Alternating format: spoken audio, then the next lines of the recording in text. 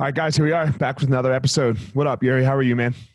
Doing pretty good. Thanks for having me, Elliot. Thanks for coming on, man. I appreciate it. I know you're making a transition right now, right? You're venturing into the realm of MMA. That's true. Yeah, and I'm being very excited for that. I've been watching you work. So what made you want to do it? Like why did you want to make this change? To be honest, I think I started in jiu-jitsu because I wanted to do MMA at some point. And then I just fell in love with jiu-jitsu, with the sports jiu-jitsu, and I started competing a lot. And I was like, okay, maybe I don't want to do MMA right now. Maybe I want to accomplish something in jiu-jitsu first and then go to MMA as a known grappler.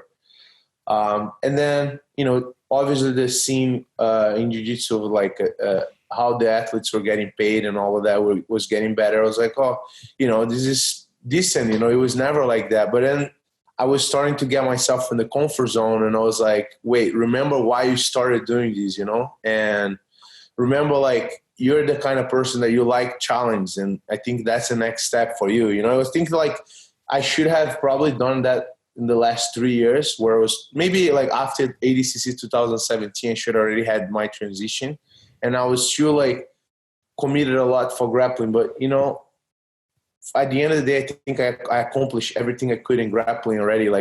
It's like if it was a video game, I would finish the game multiple times. So I want the motivation from something else. I think MMA, it's that moment of my life right now. It's the next step, the next challenge. I don't want to abandon grappling. In fact, I think now I'm even more motivated to train grappling as well, to put everything together and stuff. So, I still plan to compete in grappling, but I'm definitely very focused on this new challenge, and chapter of my life.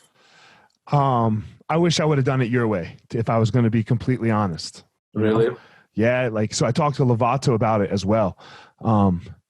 I got to this, I got good, right? I was good at jiu-jitsu, but I never got really, really good. I was at that point, right, where it was okay, what am I going to do? Am I going to go fight MMA and start to make some money, or am I going to continue down this road and get really good at jiu-jitsu, really, and I went the MMA route. And look, I mean, I'm not complaining, right? But it was cool. Yeah, I got to do it, Mm-hmm.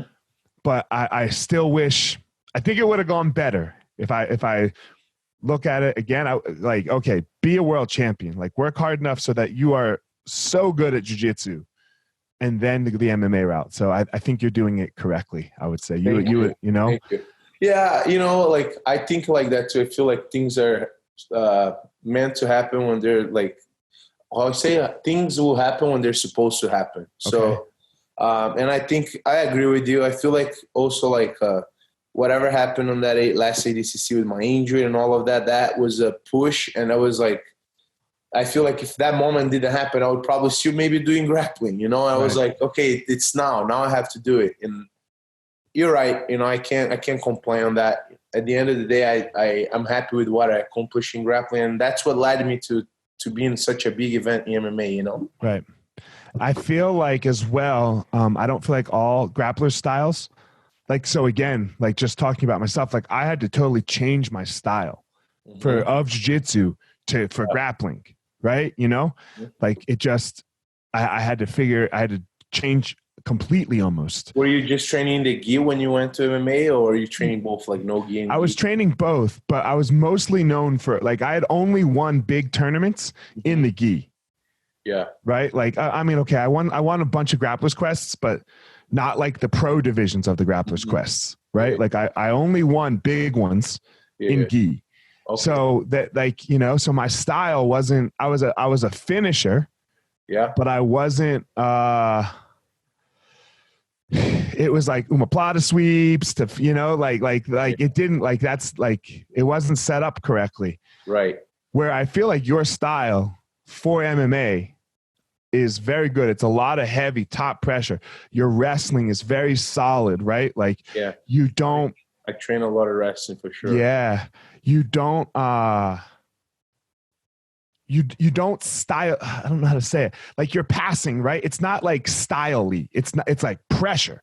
It's good. It's very good, obviously, you know. But it's not like loose, right? Where I feel like loose passers don't do well in MMA. Yeah. Right, because you stand up and then the person gets up. I think so too. Like in our match, if I was to play loose with you, I would favor your game. So that's why I was a little bit more stiff. I was hoping you were going to play I did a lot of research on your game. So I was like, okay, I got to use more pressure because there are matches that like, you know, being tense and being like, and using a lot of pressure will go against me. Yeah. But I would say, you know, that game would be my A game. But coming up to the black belt, I've tried guard. I've tried so many different things that I feel like I can also count on other things according to my strategy. But I agree and I hear what you're saying. I heard that from other couple of friends that from UFC and stuff. They're like, I think your grappling translates really well for MMA. And man, you know, that's a huge compliment, you know, coming from you and from those guys. I'm like, okay, I'll take it. Yeah. Well, in my opinion, it changes in MMA. Right? Like there's some things that change, like side control is not the biggest thing and not the biggest deal in the world. And like, you don't have to pass the guard. Right. Like passing the guard is nothing in MMA. Like I teach my guys for the most part, my fighters, I teach them not to pass. Right. Like, hey, let's take the mount. Let's get to half guard. Right. Let's get to half guard. Yeah. And then let's try to force the back in the mount. Right. Because side control in MMA, it can be tough, right? It's slippery. It is. You know, it's slippery. Guys turn away from you, which is just death in jiu-jitsu. But with no shirt on, you have the gloves. It's it's such a motherfucker sometimes. Yeah, like, no, I hear you. You know, but your style, I'm excited. Do you have a fight lined up or are you signed with a promotion? I don't have a fight lined up, unfortunately. At this point, I can't wait to have a fight lined up. You know, I'm already in good shape and ready to fight. If I would fight next week, I would, you know, I'll be ready. Okay. But they requested like maybe a couple months ago, and my coach is talking to them about a possible match. What is that? Who's they? Who are you fighting for? One. Okay. Yeah. So I was me and my coach were talking with one a couple months ago, trying to, you know, get my first fight date set. You know, and they were like, "Oh, we need the doctor's clearance letter because of my knee surgery." So I got all of that, and as soon as we sent that to them, the lockdown started. So they kind of like put, you know, things on hold, and they're like, "Oh, you know, you guys got to message us back in June, and we'll talk more about it." So at this point, I'm just like getting ready, and I know like from the doctor letter, he said I was able to fight in August. Initially, I told them September. So I know like, you know, if things come back to normal. I heard they're having an event in June. So if things come back to normal, hopefully I'll have my fighting in August, and I'm very excited for that. What weight? 205? 205, which at one championship, this is like 185 in UFC because they don't dehydrate. They don't cut the water weight. So yeah, I think it's healthier like that. Yeah, it's interesting how they're doing, how one does it, right? A lot of weigh-ins, not one weigh-in, right? Yep. So fought in the UFC, right? What's that? You had a couple bouts in the UFC, right? Yeah, I had 6. Yeah. Right? I had 6 fights in the UFC. Plus, I did the Ultimate Fighter. So, Did you like it more than jiu-jitsu? No, I love jiu-jitsu, man. You know, and even now, like I'm competing as a much older, like, you know, I think I was the oldest person by a couple years at ADCC. Right. Like, so I really enjoy competing again, you know, in jiu-jitsu. I like the camaraderie of it better, you know, like, the martial arts code. It's a martial arts culture, right? Like, like you go out there, you go to war, you fight hard, but like now you and I can sit down and we're fine doing a podcast together. Yeah. Right. Sure. Like you don't hate me and I don't hate you. There's very few people in the scene that you actually dislike. Right. Like there has to be. Yeah. There has to be an actual problem. Like you had to have a problem with that person. Right? Yeah. No, I completely agree with you on that for sure. I don't like how people are trying to do the MMA thing in jiu-jitsu. They're two totally different things, in my opinion. No, you know? I agree with you. I don't think that's the sport for that. That's really confusing to me because I grew up, you know, I do jiu-jitsu since I'm 7 years old, and I grew up in very foundation schools and like schooling back in Brazil. And, where martial arts was we were doing martial art. We weren't just doing sports jiu-jitsu, even though we would compete in jiu-jitsu, we would follow that code, that martial arts code, and I think like that's kind of got lost in the way. And there are only very few left that think like we do. Yeah. Like it's a sport and I want people to make money. Mm-hmm. I would love that, but I don't want it to be done without with the loss of the respect of what jiu-jitsu means. I agree. Because I want to do this when I'm 60, mm-hmm. right?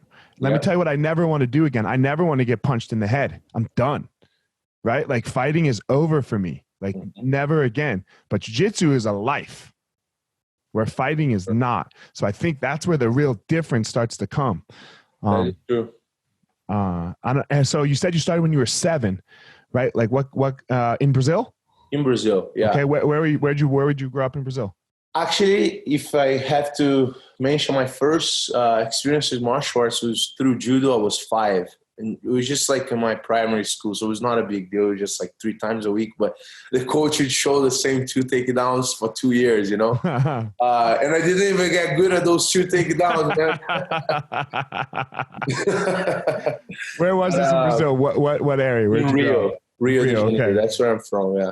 And my father started training when I was about 4. So I would see him coming with his pajama looking clothes. After he came back from work, he would go in the evenings and come back with this sweaty pajama clothes. I was like, what is he doing? I wondered what that was, And then with time, I started learning what he did. He eventually got mats into the house and then brought his friends. And next thing I know, he was showing me basic moves. I was like just a kid. And I think when I was about 7 or 8, I got into the gym, into the academy, and ever since I never stopped. Yeah. I remember I did swimming, I stopped. I did soccer, I was a goalkeeper, I stopped. I did capoeira. I was doing all those things. And I remember my father, I was telling him, I want to go to jiu-jitsu. And he kind of waited a little bit. So I got a little older because he didn't want me to give up on that. Right. Now looking back, I think he did the right thing. I would get bored of sports too quick. Right. What academy were you at when you were in Brazil? I started with Maurição Bering. He's the coach of Fabrício Verdun. He mm-hmm. owned Hunter Fightwear, and then Silvio Bering as well, which was kind of like a brother or cousin for him. Yeah. Got it. Yeah. And when did you move to America? I moved to America. Well, I've been coming here on and off since I'm 19, so 10 years ago. But when I actually moved here, it was probably about 7 to 8 years ago. Yeah. Okay. So, and what made you, and were you a black belt yet or no? I was a black belt. When I moved so good, yeah, I was a black belt. Okay. And what made you join so I've always wondered this, and this just might be a personal question. You're a big guy. Right? You're a heavyweight, ultra heavyweight. What makes you join the littlest guy's team in the sport? Why Caio? Well, yeah, I get that question a lot. There are a couple of reasons why. The first reason was, at that point when I joined Caio, I had left Checkmate, okay. And I was it was a weird moment because I got some disappointments at the time, and I was looking for a place, but I wasn't at the same time. I was like, maybe I'll give some time with jiu-jitsu. I was so disappointed that I was thinking about leaving jiu-jitsu for a little bit. And Caio's brother, Caio Terra, it's one of my best friends. He left with me at the time, and he was like, dude, you know what? Why don't you just try to compete at Europeans? Because I remember that was around the end of the year, and European Open happened early, at the end of January. So he's like, why don't you just sign up for and compete for my brother? He'll come here at the end of the year, because we were in Brazil at that time, training at his apartment in Copacabana. He's like, he'll come here, you get to meet him, you get to train with him, and you have a team to sign up and fight for. You don't have to make any decisions now. And then I got to train with Caio, and I was like, oh, what the hell? This guy is half of my weight, and he's he's not just hanging with me, he's able to get submissions and get sweeps. And I was really impressed with how he used leverage and against bigger guys, because I've also watched him competing a lot of absolutes. He did well against guys who were 3 times his size. So you know, there's something to be said about that, you know, and I feel like that's what, like, leverage is one of the most important things in jiu-jitsu, you know, and I'm the kind of guy, I'm a big guy, I can go rough and I like rough training, but I also I adapt according to the pace of my training. I've always been that guy. So if you go to 100, I'll go to 100. And when I go with smaller guys, my goal is to try to beat them with technique. Is to try to play the chess, and that's what's going to learn, because I can always put that strength, that physical ability behind it. But the technique, if I'm not paying attention to that, I can have the physical ability, and I can get screwed in a fight if I don't use the correct technique, or if I'm not technical enough, And so that was kind of the idea. I just, I liked him as a coach. I think he was very good with his strategies. He's very committed to his team. We became friends, and also the fact that I realized how good he was using leverage against bigger guys. I wanted to become a more technical fighter. I wanted to sharpen my technique. At that point, I was already Pan Am's champion in the black belt, and I won worlds in the gi on all the other belts. But I feel that final polish in my game was yet to happen. And I feel like when I went to Caio, that was it. So you are, and you won both your ADCC titles under him, correct? Yes, correct. With his team. Yes. What years did you win again? 2015, 2017. Okay, so 2015 and 2017.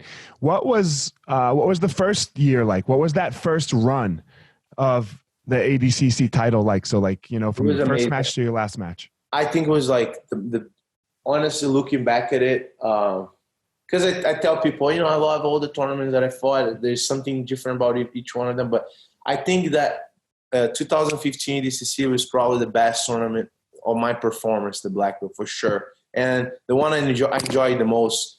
One of the reasons, because it was back in Brazil. It was in Brazil, so my family's there, so they could all go watch me. The atmosphere was just packed. The stadium was way more crowded than this last ADCC, by the way.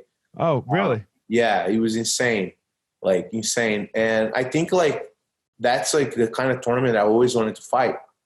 Go back in when I was 13 years, they had the ADCC in São Paulo. You remember? Yeah, I remember that one. Did you compete on that one as well? No, you were my first one, bro. I had never made ADCC before. It was the only thing in my whole career that I hadn't accomplished. Yeah, it's a great tournament. I mean, all of us grappling is the tournament to be, right? Bro, I got second 3 times, right? Or twice. I'm sorry, all with a negative point. So I just missed, right? So close. And then I got in this year. So yeah, I understand what you're saying with ADCC, but go ahead. Oh, sure. And when I was 13, I remember reading the magazines at the time, and it was in São Paulo when it happened in Brazil. The 2 times it happened there was in São Paulo, but I remember that when I was a kid, I was like, man, we missed that ADCC. That next time that happens, we have to get the tickets and go watch it. He's like, okay, deal. The very next time that it happened, I was fighting in São Paulo, and I won. I was like, what the hell? I would never imagine that, And dude, the 2003 one was legendary, right? That's when Marcelo Garcia exploded on the scene. That was Hodger's first one, right? Yeah. That was Dean Lister finished right? Yes. Dean Lister finished solo in that one. Yeah. And that's when Eddie Bravo beat Hoyler. That's when he tapped out Hoyler. That was a legendary ADCC. Yeah. I think Verdun tap or beat Pedipano. Yeah. Yeah, it was a good one. It was a good one. Yeah. Man, and the way it happened too in the 2015 ADCC was I was waiting all the way from 2014 after one Worlds NoGi, because they say, if you win Division Absolute, you get invited. And usually people get invited right away. So I was and that was probably November. So December, I was okay, where's my email? I'm not getting invited. January, February, man, all the way until Worlds in the gi. So I was I'm not going to get invited anymore. I'm okay, right. I'm just okay with it.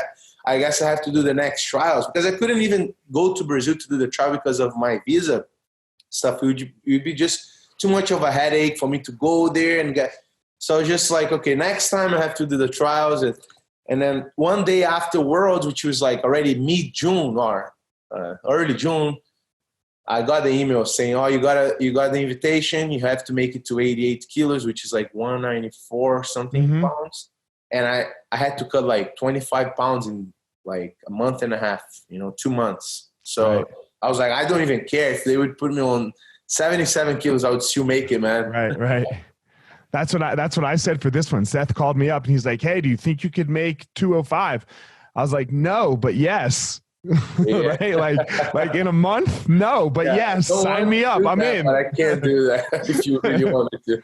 I feel Yeah, I hate weight cuts. So. Oh my God. And at ADCC on that one that I fought to was the first one. The 2015 one was the first one that they made you waiting 3 days in a row. So I was all excited because all I was hearing was like, "Oh, they weighed you in 2 days before, and then you can eat all this food." And then I got there, I had to wait in 1 day before, on the day of my 2 first matches, and then on the final day. That was the Braulio situation, right? Because China in 2013, I think. Yeah, right? just 1 year before, 2 years before that, they had the regular edition where you had to wait in 2 days and you could eat whatever you want. And then somebody gained a ton of, like a massive amount of weight, I think it was, right? Oh, I think so, yeah. I think it was like they gained 25. I think it was Braulio. I love Braulio. Fuck him. No, I don't think it was Braulio. No? No. Oh, it was somebody. They gained like 20-some pounds, right? The guy that does jiu-jitsu. Yeah, okay. I think that's who it was. Yeah. So anyway, right? Like, so they're like, but we didn't have to weigh in at all this time, so whatever, right? Yeah. But yeah, man, that ADCC was really amazing. Who did you fight in the finals? Keenan Cornelius. In the finals? Yeah. So he's made it to the finals a couple times and lost. Yeah. People don't give enough credit for him in NoGi. I feel like he's very good in NoGi. I mean, he won Worlds NoGi. He made it to the absolute final with me in 2014. NoGi Worlds as well, and he made it to I think two finals, of ADCC, or two finals and one semifinal. I think he's come very close in all of them, but never finished it off. Right, like his match with Buchecha, I think it was the 17 Worlds. GI Worlds. That was an amazing match, him and Buchecha in the semifinals, So he's come very close. Last year, he looked amazing, beating Marigali, right? In the GI, and then got hurt. But so. Yeah, Worlds is one of those tournaments too, man. A lot of guys are in the top shape, and then one little thing can make all the difference, and then you got to wait a whole another year to try it again. Same with ADCC, right? Like if ADCC is 2 years. 2 years, right? Like you make you get behind a little bit. Yeah. Right? You get behind a little bit. And the rules are so different with ADCC, right? Like it's so arbitrary, right? Like what do you think about the rules? Do you rather IBJJF rules, or do you like ADCC rules better? So I don't like so the IBJJF and the NoGi they have to start allowing heel hooks. No gi, right? Like not in the gi, no way in the gi. But in the gi, everything needs to be. No gi, everything needs to be allowed. Like it's like it's not the complete sport no gi if you don't allow the leg attacks, in my opinion. Why not in the gi? Like I used to think the same way. I would be like, no, IBJJF, no heel hooks. But now I'm thinking like, why not? Like why not? The position alone stops it. In my opinion, like if I reap your leg and I lock in a good reap, right? In the gi, you're not getting out. And even if I just let go of your leg with my hands, but just the friction, the friction of the pants can make you injure yourself, how you'll move, right? And it's a quicker submission to snap the joint too, right? And it's a much longer injury. Yeah. For sure. So, it gives the defender such little chance in the gi, right? You're right. I didn't think about that. Yeah. Where we want to see defense too. Defense is a huge part of the sport, right? But in NoGi, they should definitely. In NoGi, they should. Yeah. The ADCC rules are too confusing, right? Like, and that makes it not get scored equally. Like. And the way they do the out of bounds, like I know you're very particular with this one, right? Like the out of bounds it's crazy, Yeah. Right? Like someone's gone, like you got injured, someone's gonna get really hurt. Yeah. Right? Like not that you didn't. I'm not saying you didn't get really hurt, but you didn't. Other people didn't get severely injured like I did. Right. And you know what's crazy? I obviously fought all the ADCCs and I saw the match area and stuff. And one day before, when they call us all to announce about the event and stuff, I told my friend, this match is too small, man. It just didn't feel right. It's not that it's too small. A boundary is a boundary. Yeah. But right. In every other sport. The area was very, for an event of that dimension, I think even the area to fight, it was not that big too, you know, and of course, let alone the border area, which was just one line, you know, I agree. But let's just use your match, right? Like, for example, you were out of bounds. Yeah. Right? Like, look, fine, the whole scramble happened. I think you hurt yourself before, right, in the scramble. Right? It made it worse there because when he spun me, so when I was against the table, when he spun me, twisted my knee, and like if first was just a cracking noise, and it was inside of the bounds, and that was really like an unfortunate thing. My toe got caught on the mat, and I was already messed up, right? But when we went out of bounds and I defended the takedown and was against the table, and he flipped me, it teared my knee, bro, the same knee, and that was when I was like, okay, I can't fight ADCC anymore. There's no absolute, I can't do it, I'm out. So I was just like, I have to. People are like, oh, come on, you can still do it. I'm like, no, bro. I'm just trying to make it to the end of this fight at this point. No, you know. Right. But like sorry, go ahead. Watching it from the outside, right? Like, I know Kynan did it, right? You know, but they allow for that to happen, in my opinion, by actually scoring that. Like, so that the fact that they scored the 3 points. Right? Like, look, you probably would have lost anyway because your knee was jacked, right? There's no way you could have actually, if you would have started back on the feet, I wouldn't be able to pull guard and I would have been able to stand up. I was falling just to stand up. It was that bad. Stand up. Yeah. So you were like, let's just take like your winning and losing out of it. Like you were going to lose, right? Like, because you were injured. Yeah. But like the fact that they scored his 3 points there when he put his hooks in, when you were under a table, right? Like you were under a table and they put the hooks in. That and also, yeah, go ahead. Sorry. That encourages people to keep doing it. Yeah.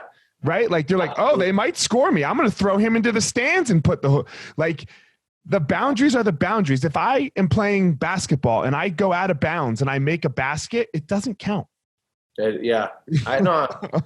I'm with you. And also like, I think like another thing about the rules is like, I can start a takedown with you inside of the mats and we can go out of bounds. And if you defend that takedown, we reset. If I finish that takedown, we come back, I get the 2 points. If you escape, it's out.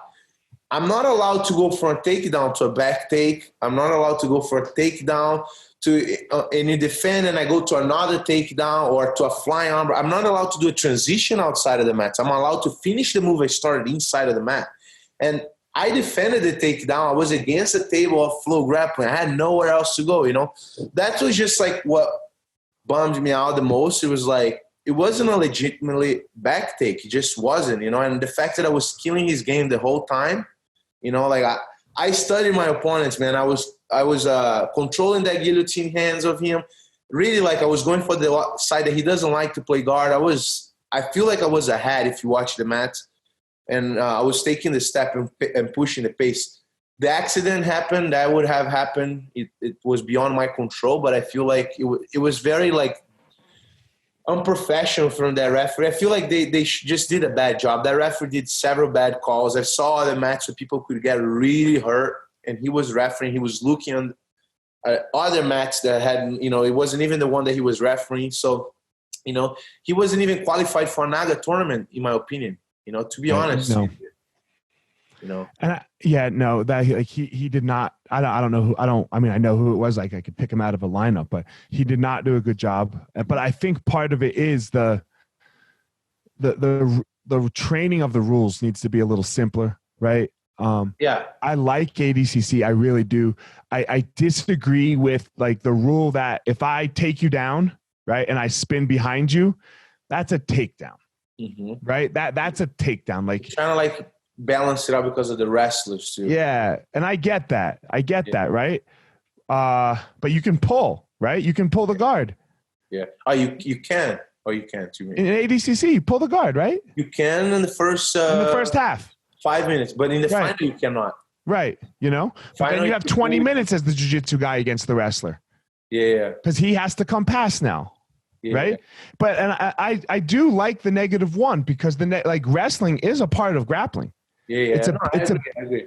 And it's a big part. It makes it more fair for them too, because it's, to be honest, it's more of a jiu-jitsu. It's closer to jiu-jitsu rules than to wrestling. But you know, there are a couple of things that I think, you know, I'm okay with it. But I hear what you're saying. There are some things that are completely different than the average IBJJF tournaments that we fight, or any tournament, just any tournament. Or any tournament. I just don't like the turtle rule from takedown. Hey, but look at EBI. There's no other tournament with that kind of rule too. I kind of like EBI though. I know, but I'm saying it's also very different. True. You don't get someone's. I'm not. You know, I fought EBI and I did combat jiu-jitsu and I like it too, man. I jumped on all kinds of tournaments. Right. I'm the last person to complain about rule set, but if you think about it, it's the idea is weird because he didn't really earn your arm or he didn't really earn your back. Right. He could win if you could smash that person. That was my question to Eddie. The first EBI that I competed, I was like, man, so what if I start smashing the guy? Like I start like scoring a bunch of points. There's no points, but I get on the mount. I'm trying to do the katagatame. I'm trying to finish this guy. This guy realized he has no chance to beating me.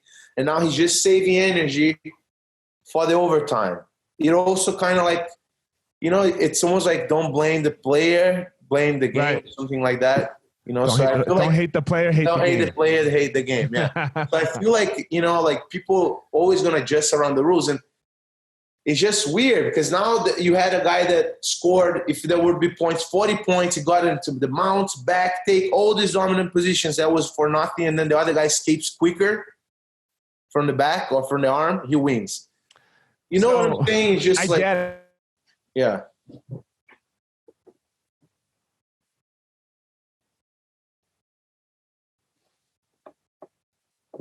Hello?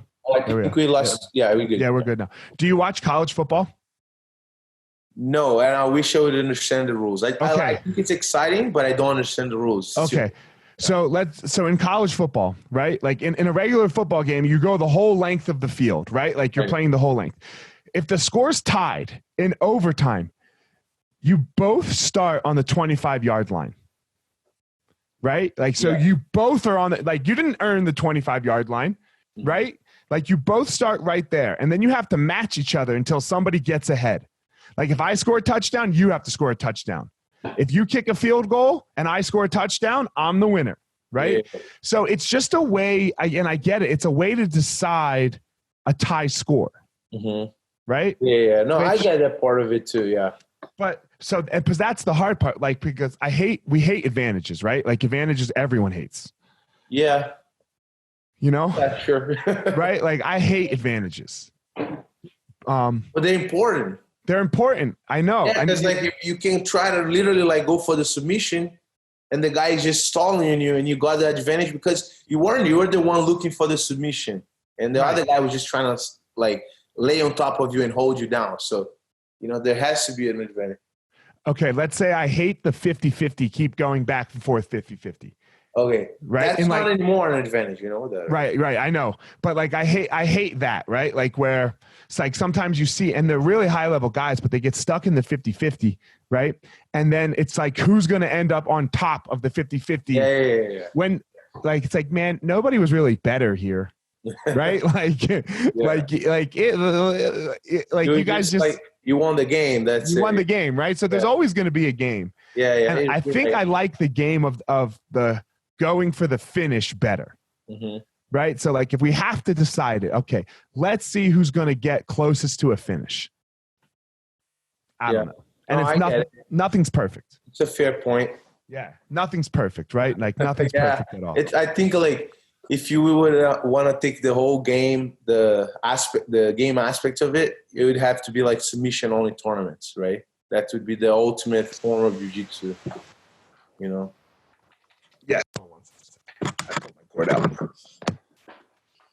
Submission only and fight to the submission. But that would take too long. Horian did that tournament. I competed in that tournament. Oh, really? That was the first time I got to go to Brazil. Yeah, Horian put on this tournament, and it was submission only, basically. Submission only or the first to 15. But it was impossible to score 15 points. Like, if you passed the guard one time, you could never get guard pass points again. What? They wouldn't give the guard? No, that was it. You got to pass the guard once. You could only that way. You couldn't like go pass the guard 5 times, and I'm the winner, right? Okay. Because they were really forcing the submission, you know. Okay. So, and then the black belts was literally they wanted you to score a point every different way, like with a takedown, with a sweep, with a back take, that's like that's hard. So then you had to go for the submission. Yeah. Right. So everyone, right. And then in the black belt division, it was no points, submission only. Dude, Pedro Pano and Saulo Ribeiro fought for 65 minutes straight. You can't run a tournament like that. Yeah. Right? Like, if one match is 65 minutes. Yeah, that's a long ass match. Right? So I get it too, right? But I do like it. I like to see it every once in a while. Like, Gordon did a no time limit, right? And Philippe and Gordon did a no time limit, submission only. They did, yeah. Right? Like, I like that. I like a little bit of it all, I have to say. I agree with you. Yeah, I never fought in the submission-only format. I would love to do that at some point. Yeah. I think that's the one thing that I didn't do that I'm like, I want to try that, you know? It's cool, right? It's cool because, like, you don't – I like it now personally because I'm older, right? And I have one inversion. Right? Like, I can invert once for you to stop, for me to attack. But after that, I'm like, oh, looks like you're going to pass if you deal with that, you know? Yeah. So like being more patient and just counting the submission. Yeah. And then you don't have to take the risk, right? Like, you know, you're down 3 or you're down 5 or you're down 2. And you can either hold on and like, in my opinion, if you hold on and say, oh, well, I didn't get finished, well, that's because you didn't lay it out there, right? Yeah. Like our match, right? I probably could have been down 3-0, curled up in a tight little ball for, I think, a minute and not moved. But that takes away the possibility of winning. That's true. Right? Yeah, I cannot win. I try to do something to escape. Right. So, like, in my opinion, right, you have to then throw caution to the wind at the end of a match. And if you get finished, you get finished, man. Like, you know you wouldn't do that. Yeah. Right? Yep. And taking nothing away from the person who finishes you either, right? Because you're going crazy. You're like, I'm getting the fuck out of here. And they have to be ready for that uptake in pace, right? Yeah. Like when you watch other sports, you know, like if you're down at the end of a football game, you're not running 1-yard plays. Can we talk about soccer? I don't know football. Okay. So when you're down in soccer, right? Yeah. If you're down a goal in soccer, you have to push the ball down the field. Yeah. Right? Sure. You have to take chances. And the other team has to adjust and be ready for those chances. No, I was understanding. I was just joking. Yeah. Okay. Sorry. I'm with you. Yeah. But the no time limit, some sub only, there's no risk taking. So that's kind of boring too. It's just like, I feel like it's more of a chess game, but not like for the points, but more for like, is the ultimate form of jiu-jitsu, like I was saying. Like, you have to be patient, even if it takes 30 minutes for you to set up that one submission that you want, because that's in the high level, that might be the case. You know, you're not going to just tap that guy right away. You're not going to just dominate, establish a good position, especially in NoGi. It's so slippery. So slippery, right? Yeah. So the setups come with a lot more patience, a lot more baits, and I feel like it can be enjoyable, but it can also look very boring for a lot of people. Right. Yeah. And look, we all can't be Hajar. I know. Right? like we all can't be Hajar, where I don't think anything would. From the mount. Yeah, I mean, I don't think anybody would. It wouldn't have changed, but it's front choke from the mount, right? Like, yeah, it's true. Like, he's the GOAT. You know, all this GOAT talk for me is craziness. You know, because he's the GOAT, and I love Buchecha, right? But they did that. They settled that a couple years ago. You know, in that last match, him and Buchecha, who the GOAT is. And I do really believe if you're going to be the GOAT, you have to do it in both the gi and the no gi. There's no separations. I hate that we're even talking about separations of gi and no gi goats. There's one GOAT. Yeah. Who's the greatest grappler? I agree. Yeah. You know? Or the wrestler, because it could be a wrestler that comes to ADCC and then he's successful in wrestling and then he wins ADCC. Sure. If Henry Cejudo. He came out of his sport and right. That's yes. Cejudo, right? If Cejudo came and won an ADCC, he would because he's got an Olympic gold and he would have an ADCC gold. Exactly. Yes. Yep. What were we going to say? Sorry. I misunderstood what you were saying, actually. So I was going to say Buchecha did pretty well as far as title. He did better than Roger did, you know? Yes. So there's that too. And we also know, like, anything can happen in a match, you know? I feel like it's – at the same time, they established that there. It's not really established because they fought in Matamoros. It was back and forth. And I think at that level, it could go both ways. Sure, Roger – ended the fights in a way that he ended many other fights. But I also think, like, Roger doesn't have the amount of titles in Buchecha, and that also gives – maybe Buchecha was having a bad day that day, man. I don't know. You know, maybe he had a bad day. He definitely, I feel like, had the wrong strategy because he kept going for the double and it was wasting a lot of energy. But, you know, I talked to him too, and he was just coming from, like, Worlds and, he, you know, that fire, you know, maybe Roger, from being away more time, he had more fire and he was more lit up. All I'm saying is definitely Roger is the GOAT, but I think Buchecha is up there. One of the it's two. It's 1 and 2. It's 1 and 2, in my opinion. Yeah. It's 1 and 2, you know? It's 1 and 2. There's like, it sucks. I do agree with you. It sucks to talk about this sometimes because you have to, like, destroy the other person. Like, you're, like, talking down on Buchecha. It's like, give me a fucking man. Right? Like, oh, I'm sorry. You're only the second best we've seen. You know? And what he did is pretty impressive, too, with the absolute. I think he won, like, 5 absolutes. Hold on, you cut for a sec. Hold on 1 sec.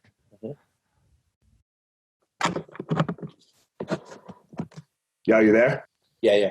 Okay, what were you saying? Go ahead, sorry. I think, like, if you look at the absolute stats too, like Roger fought as many probably worlds as Buchecha did, if not more, and he did amazing. I mean, I think Roger made it to every absolute final since he ever fought there, which is it's amazing, right? But then Buchecha came and he came, like, he passed the titles that Roger accomplished. I think he won 5 times. Roger won 3 times. Right. So I feel like he deserves credit for that too. You know, it's a hard thing to achieve, man. And I feel like because he won so much, people are like, they just kind of expect him to win, you know? Yeah, for sure. But and that's what happens. Yeah.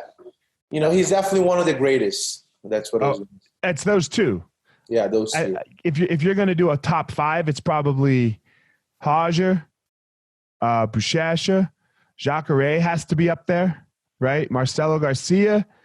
And then probably Shanji, you know? Yeah. Probably I think Shanji. So. I think if you put it like all together, like you said, with gi and no-gi, like as a grappler, I think that would be the rank. Yeah, it's up there, right? If you just say no-gi, I think it would be different. Who would you say if it's just no-gi? No-gi only? No-gi only. Gordon's getting very close. It's got to be Gordon probably right now. I agree with you. Yeah. No? If it's just no-gi, I think Gordon has definitely made a stats. Yeah, he's definitely made a point. Yeah. Yeah, like he's very tough to beat, right? He's very tough to beat. I think it's Gordon. It's probably Gordon. It's Gordon or Roger, right? But I think Roger's run at ADCC, the 8 for 8. Like, no one's gone 8 for 8. Yeah. But then you also have people like Pana and, you know, But they never finished everybody in the tournament. Yeah. And then repeated, right? So Roger. I think no-gi would be like between Gordon and Pana or Gordon. Yeah. It's up there. It's up there. Hey, I'm in that mix too for no-gi, okay? You are. Yes, you are. But anybody who's got multiple time champion at ADCC. Yeah. Right? And I don't think there's many, you know? Yeah. And I don't think there's very many. I think too, like I'm still the only guy who won 2 absolutes in the IBJJF NoGi Worlds. Oh, yeah. But then again, I'm not saying that makes me the best NoGi fighter, but that definitely puts me in the mix. And your adjustment with Gordon was very impressive, I will say, right? Like, because you guys fought in the weight in 2018, I believe it was, right? Yeah. You fought in the weight division, and he kind of blew you out, right? Like it was a big score, but one mistake. Like a big score because when you're in top and you mount, you get 3+4, right? And then on the very end of it, he got the mount and he got 3+4. But there were a lot of exchanges. Like at some point, he swept me because I tried to go to his back, and I almost got the guard pass. I was on the leg weave. I was like really trying to get the pass, and he defended. So it was an active, like back and forth fight, and in the end, it just kind of like it took control the score. But I made some adjustments. I was training like in between that fight and the final. I was just training that one thing that he was doing, which is kind of like a knee rip, but it's not a knee rip. And he was a lot of people. The inside the cross ashu position. Yes, yeah. And I was doing a lot of like drills from that position, how to kill that position. And it worked. I went to the final and it worked 2 times, and I could see him like getting tired. He's pushing me. I feel like the first 3 minutes he was really working to sweep me, to get a submission, to attack me. And then I just kept going forward. That's another thing I noticed too, competing against him. From my experience and from what I saw in other guys, it's like when guys are like more scared to engage, they were more scared to go forward and to try to create a scramble, to try to apply pressure, getting good angles on top. I feel like the guys that were like just standing up and kind of avoiding the conflict, like avoiding the scrambles, those are the ones that Gordon with he would like grow from those situations. He likes when the guys backs up, and that's like suits his jiu-jitsu. And I felt like in that final match, I kept going forward, and he was not expecting, especially because that's not the way I fought him on the first match of that day. And I really saw him breaking, like as far as like I remember like him breathing super hard, and just after the minute 5 he was just pushing me, man. And you can see that in the mat. That's just facts. I was just trying to push the pace as much as I could, and I feel like I learned something from that match, definitely. Yeah, I give you credit. Right? All credits to Gordon and everything. Yeah. Like I said, he's probably the GOAT in NoGi. Like I'll give you a lot of credit here, man, because there's not a lot of Brazilians who are willing to say this, right? Because I feel like their ego, he's beaten them, and they won't fight him, right? Like I want to see people fight him, like because for sure. like you fight him every time, and if you win, you win. If you lose, you lose. Okay, but you go out and you don't try not to lose, and that's the end of fighting. Yeah, that's true. I agree. That's how I see it too. Right? Like, so like, let's just go out on it. And look, if he gets your leg, then you fucking tap. What are you going to do? Right? Like I don't like the argument of, I don't want to get my knee broken. He's broken nobody. Oh, the only people he's broken are people that have refused to tap. It's not like he gets your heel, you tap, and he goes, fuck it. Yeah. He hasn't done that to anybody. Yeah. Right? So go fight. Go fight. And I hope I'll get a couple more matches with him. Yeah, man. I hope so too. I want to see it. Yeah, for sure. And I feel like those are the matches that build me as a grappler, as a martial artist. We need to go out for the best that are out there, in our time.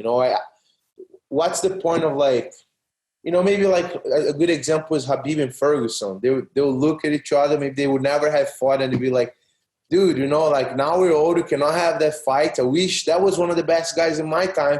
You know what I'm saying? Like, I don't want to like go like 56 years old and look back and be like, I avoided to fight with that guy. I avoided to fight with that. No, I want to go right at that guy.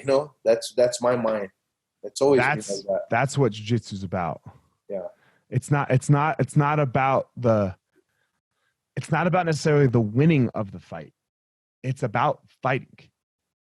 Right? It's about the martial way that we when it's time to go walk, you walk to the arena, right? When Burt Watson screams to you, roll to the hole, then you walk, and you're scared, and you have all of these feelings, right? Whatever it is, but you walk, you walk. And when you do that, you find out a lot about yourself. You know, you find out a lot about yourself, your wins and your losses. Yeah. You know, I feel like you need to be on that extreme. Like you need to really put yourself in a situation that you test yourself for you to be like, okay, I grew from these, you know, like you can come, like you said, even if you lose, then maybe it's the first time you lost in a long time. You're definitely going to learn something from that, man. You're going to come back and you're going to go to the gym and try to fix whatever the heck you made it wrong on that fight. And that's going to lead to evolution. That's going to lead to growth, you know. It's not the other way around where if you avoid the conflict, that's how you grow. No, you know, I don't agree with that. And it just helps us do it in our life, right? Because look, at the end of the day, none of this really matters, right? Like your world titles, anybody's world titles, they're not helping them right now in coronavirus, right? No. They're not helping you right now stuck at home. Can you deal with the bullshit of your life? Mm-hmm. Right? Can you make adjustments? Can you move on and move forward? That's what we're teaching. That is true. In my opinion, that's what we're teaching with martial arts. Because the fact is, most people aren't going to be Yuri Simoes, right? Most people aren't going to be a 2-time ADCC champ, world champion, multiple-time IBJJF absolute champion. Like this just isn't in the cards for most people. But jiu-jitsu can be just as beneficial for them as it has been for you. Absolutely. Yeah. You know, so that's the point of this whole thing. You know, that's the point of jiu-jitsu. And that's our job, I think. Well, not so much me anymore because I'm not fighting. But it's, you know, that's your job. You compete in jiu-jitsu though. Yeah, but sparingly, right? Yeah, when I want to. It's not like I'm you know. Yeah. It's not like I'm like okay, this is what I'm doing. Okay, right? yeah. But like for like that's your job is to represent that. Mm-hmm. Right. And you're doing a good job of it, right? You're intense in the fire and you're intense in the moment. And then you're like this afterwards. Yeah. Right. Which is kind of why I wanted to have you on, right? It's because everyone sees you out there and you're intense, right? Like you're going. Yeah. You know, like I realize that's how like people perceive me, how they think I am. I was even talking about that with my friend the other day. They're like, they would not, you know, they have no idea that you like to talk about the universe. You like to talk about, they just see you as this beast that just goes there to like fight hard and that's it. I'm like, yeah, I'm more than that, you know, that's just part of who I am. But yeah, I kind of got that following you though, right? Like I paid a little attention to you and I was like, oh man, I think he's more than just this intense fighter. Yeah. So that's why I was like, man, I want to talk to Yuri. Well, thank you for that. Appreciate it. So, man, good luck to you. You know, good luck to you in your career. I hope to stay in touch, you know, and man, if there's anything I can ever do, you know, like I have a team out here. If you ever need some bigger guys, I appreciate it. I know. Where are you located? In Colorado. Colorado. Oh, that's good for the stamina there too, right? Good for the stamina. Yeah. So, if you know, we'll exchange numbers when I stop recording, you know, and if you ever need anything, man, I'd always be down to help. We have a lot of guys, right? Like, so, and a bunch of guys inside. So thank you. I appreciate it. Man. I love, helping jiu-jitsu fighters, right? Like if I could ever be any assistance. Thank you. So, man, tell everyone where they can reach you on Instagram and stuff like that. My Instagram is Yuri Simoes JJ. That's about it, man. I'm not really like on a whole like kinds of social media, but I do post something here and there on my Instagram. So if they want to follow me, I'm there. Guys, go give him a follow. And as normal, look, go out there and find your power. I end it the same every episode. Yuri has his unique power. I have my unique power. Don't be Yuri. Don't be me. Don't be your dad and don't be your mom. You go out there and you find your power. Right. And like we were talking about there at the end, you might have some failures and some setbacks along the way. That's okay. That's going to lead you there. Go out there and find your power, guys.